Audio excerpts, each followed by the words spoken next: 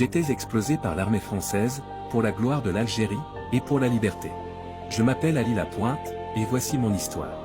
Je suis né le 14 mai 1930 à Miliana, en 1943 et seulement à l'âge de 13 ans, j'ai été condamné pour vol d'effets militaires à l'armée française, et en 1952 pour coups et blessures volontaires et violence.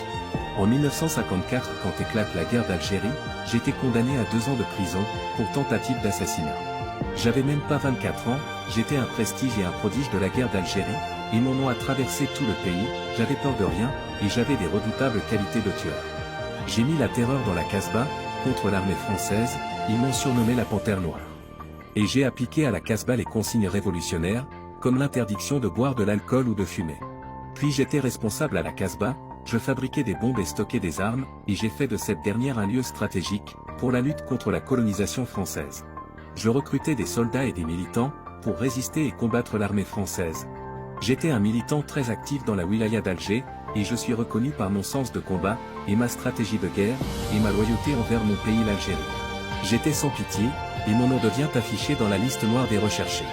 Le 8 octobre 1957, je suis mort ainsi 3 de mes camarades, lors d'une explosion que la France a mis, dans une maison à la Casbah. J'ai donné ma vie pour mon pays et mon peuple, que je l'aimais plus que tout, en espérant une vie meilleure.